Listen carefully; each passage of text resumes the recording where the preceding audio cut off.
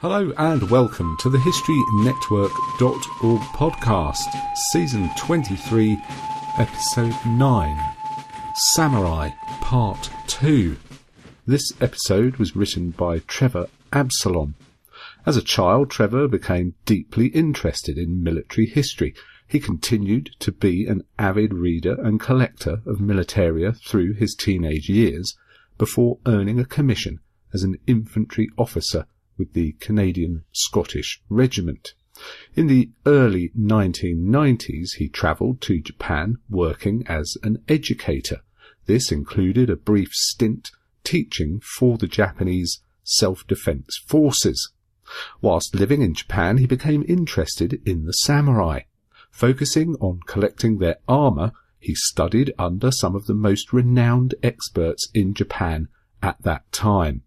Trevor also became a participant in the Soma no Moe, or the Soma Wild Horse Chase, the oldest authentic samurai festival still held in Japan, where he became the first non-Japanese national to ever earn a command rank in this prestigious Japanese government-designated important cultural event, which dates back to the 10th century. Trevor's personal knowledge and collection of armour ultimately saw him open his own business, where he specialised in the sale of authentic items of samurai armour, a large number of which can now be found in national, major museum and private collections around the world.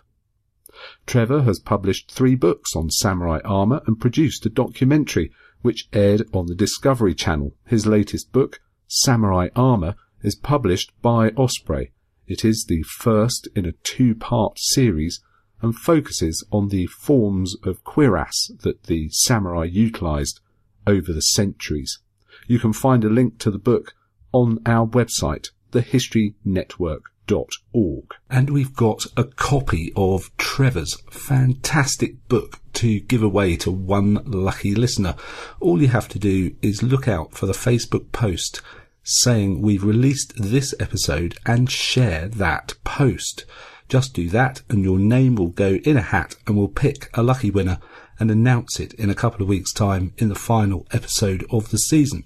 So if you haven't followed us on Facebook yet, then head over there and just search for The History Network on Facebook to find us and share the competition post to be in with a chance to win a copy of Trevor's fantastic book, which accompanies this podcast on the samurai.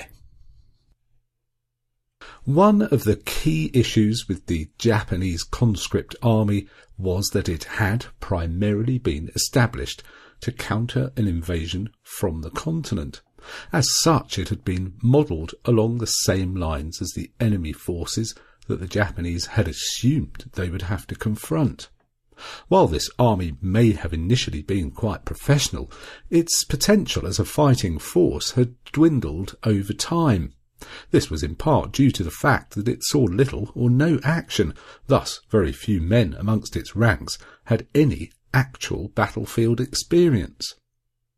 The conscript force had, however, also been established as a way to strip military power from the various Yayoi tribal leaders in an effort to amalgamate it under the central authority of the court. While this move immensely strengthened the court's position, it also greatly weakened the nation as a whole. For communities quickly became entirely reliant on the state for their protection. This precarious situation was made even worse with the introduction of the Taiyo Code in 702 AD, which placed harsh restrictions on the ownership of weapons. While a huge conscript army may have been justified after the fall of the Paekchi, when a massive domestic force appeared to be the only way to stave off invasion and subjugation, the huge force that was created placed an enormous burden on the populace. For, as with most conscript armies, the lower classes, the majority of whom were farmers, bore the brunt of this burden.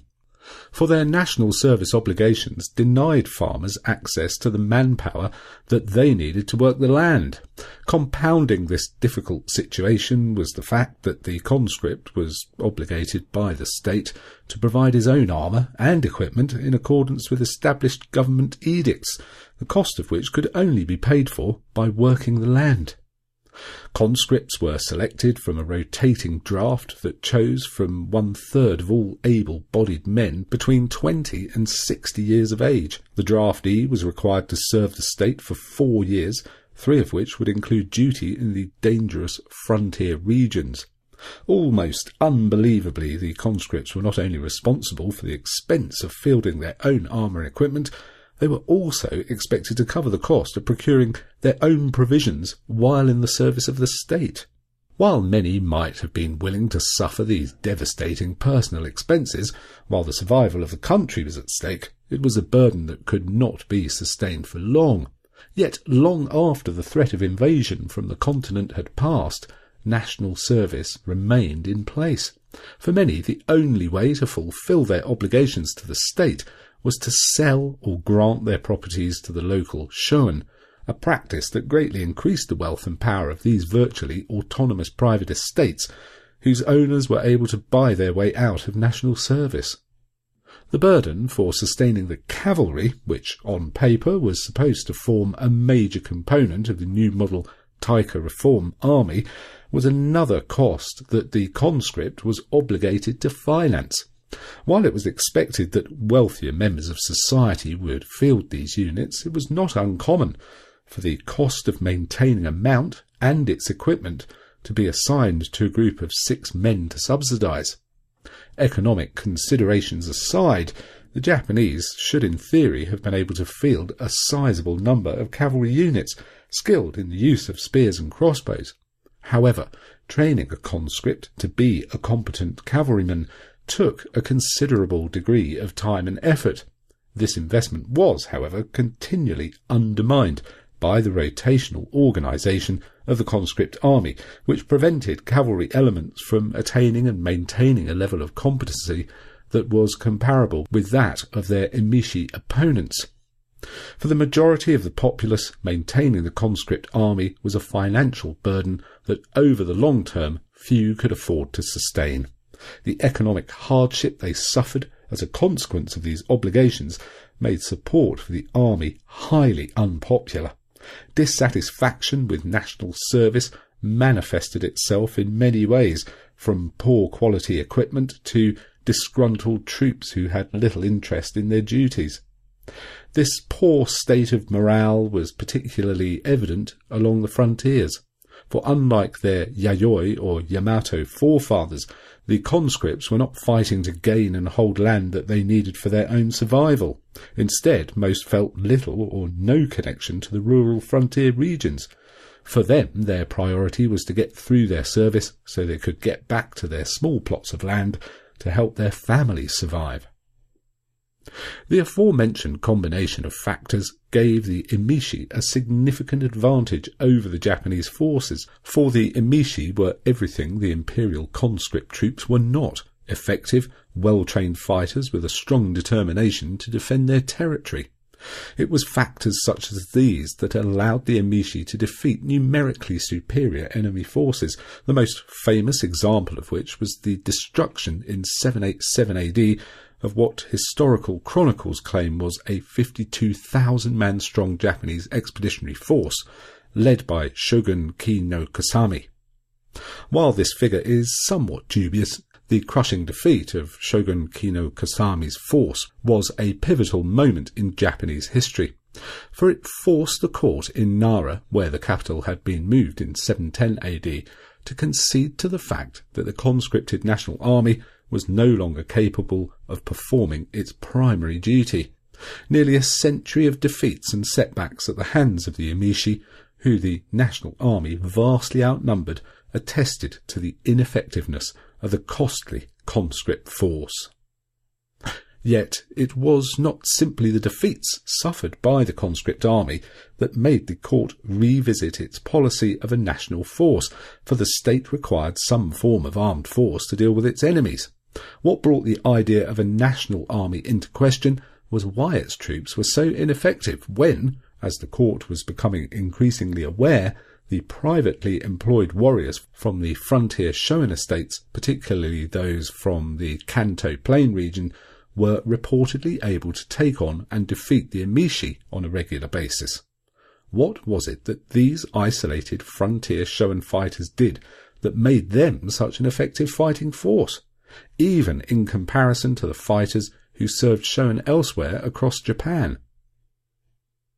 While the answer is multifaceted, there was one factor that was seemingly unique to the Kanto Plain region Shoan fighters that seems to explain their ability to fight the emishi, and that may have been the influx of former Paekche mounted warriors that had flooded into the region as refugees after the fall of the Korean kingdom during the latter part of the mid-7th century. And though there is little in the way of evidence to support such a claim, it is interesting to note that the mounted Paekche fighters who came to Yamato are believed to have found refuge in the same region that would, within a few generations, produce some of the finest mounted archers and capable warriors in the entire Japanese archipelago.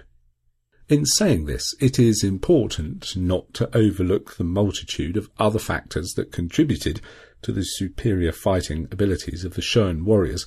particularly those near the frontiers in comparison to the conscript troops of the national army. Key amongst the factors that motivated the Shoan warriors was money, for at heart they were fundamentally mercenaries in the service of the local kami, who was legally entitled to employ men to police and protect his autonomous domain as he saw fit, even though they were technically not allowed to have armies, which is what these quasi-police forces slowly metamorphosed into over time. Irrespective of this fact, the experience of the conscript soldier contrasted sharply with the Shoan warriors, considering that the former were expected to shoulder the cost of the privilege of being placed in harm's way. Unlike the conscripted national force, the Shoan kami could pick and choose the men who served them, which meant that only the most capable and talented of fighters earned and held positions within an estate.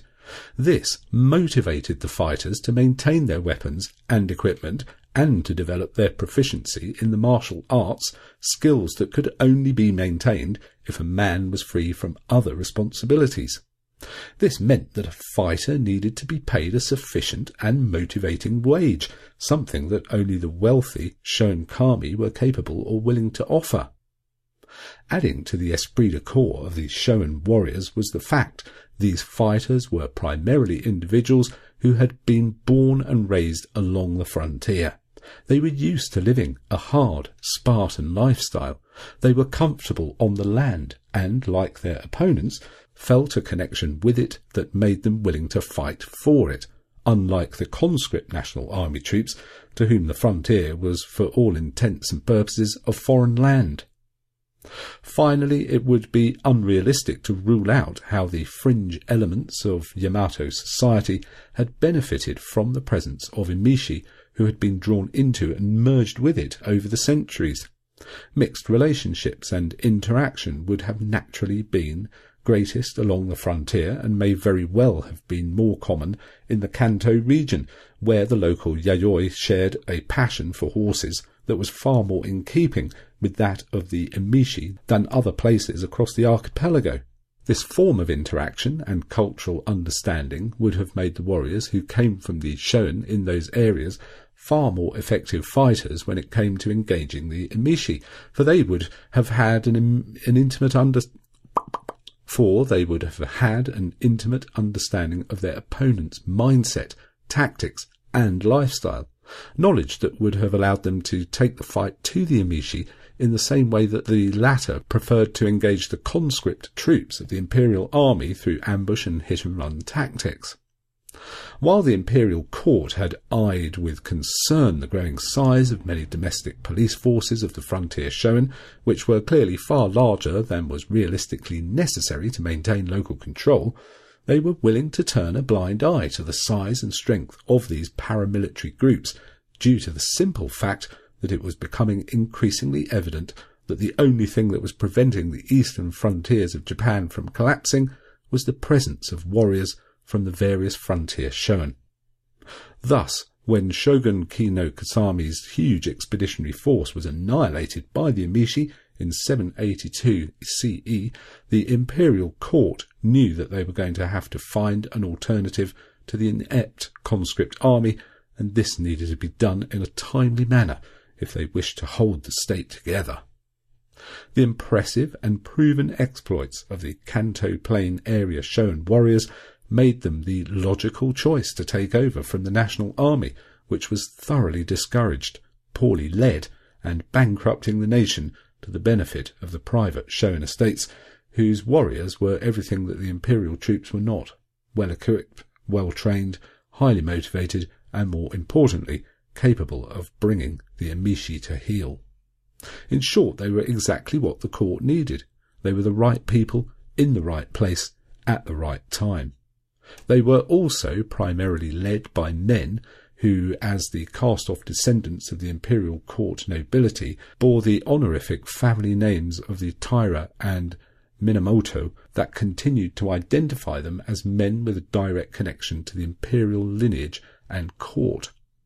This was a hugely significant factor in the eyes of the court, for just as the names and imperial pedigrees of the Shogun leaders had impressed and carried considerable clout amongst their rural countrymen and paid retainers, it also helped to legitimize the court's decision to commission the Shogun leaders and their warriors to fight its battles for it along the frontier. For this allowed the court to maintain what outwardly appeared to be in control over the military forces operating within the state. It was also hoped that these distant connections would help to bind the Shogun leaders to the court.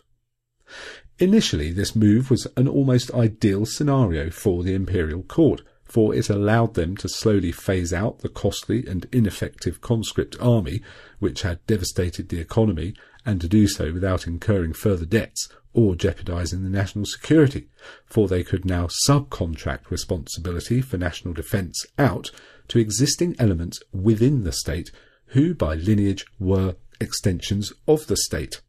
The court conveniently avoided paying for the services of these agents by agreeing to compensate them for their efforts with land grants, which would include portions of any new territory that was gained through the conquest of the state's enemies, which was an excellent deal for the Shogun holders.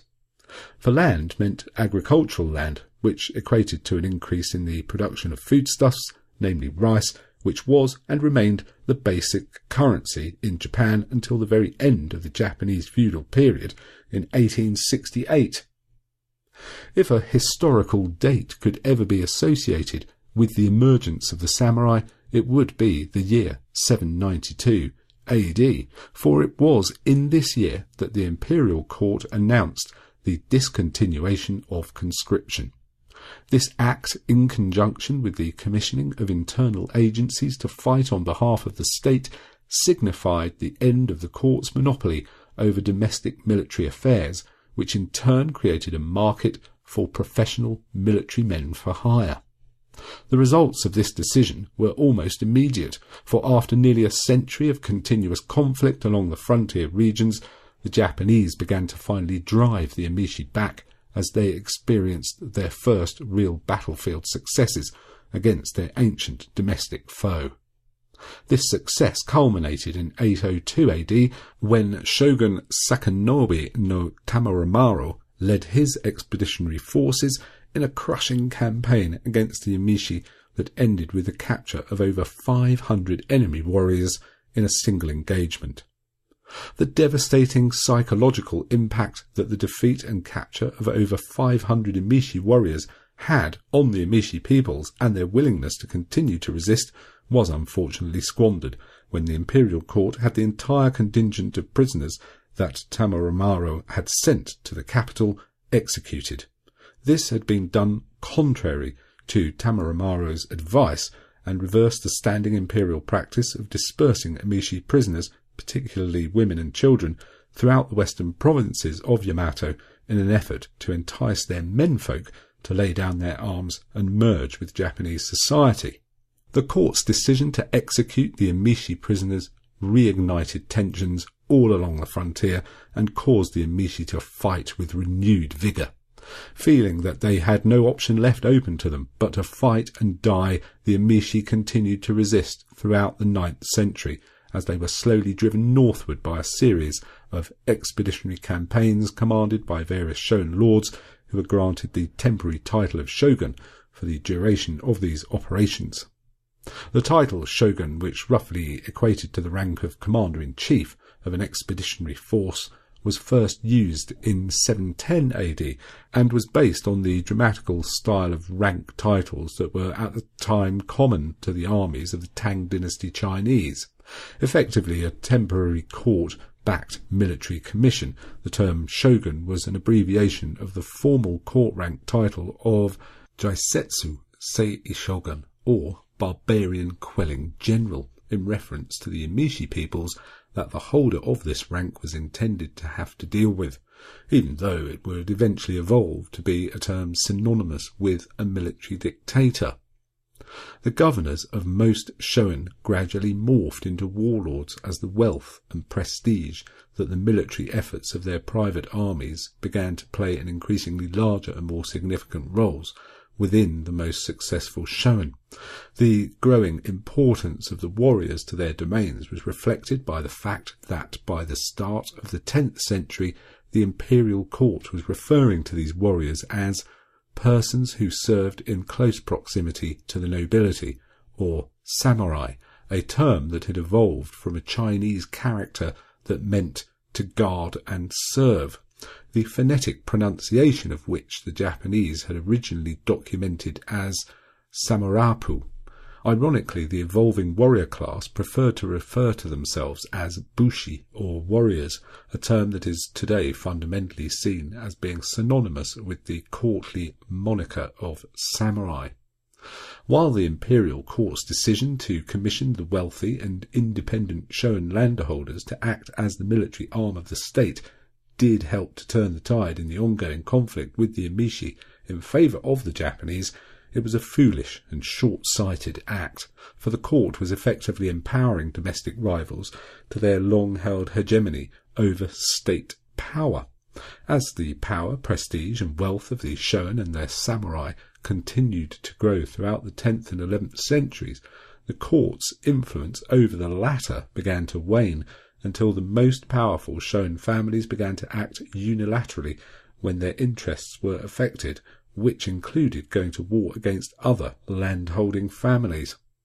Ultimately, the court found its authority being challenged by two of the most powerful land-holding shogun families, the Minamoto and Taira, who were fighting each other to gain supremacy over the state. The Minamoto eventually prevailed and established Japan's first military dictatorship in Kamakura under the governance of a shogunate which was established in 1185. Japan would effectively be ruled by the samurai under the guise of various shogunates or military dictatorships for the next 700 years, with all but a brief 3-year return to imperial rule between 1333 and 1336. The evolution of the samurai into the unique class of hereditary warriors that they would ultimately become, whose social doctrine and mannerisms would go on to influence Japanese culture and society to this very day,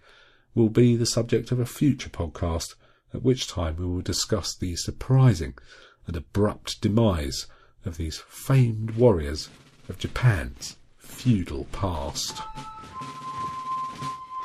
You've been listening to The History Network, written by Trevor Absalom, read by Nick Barker.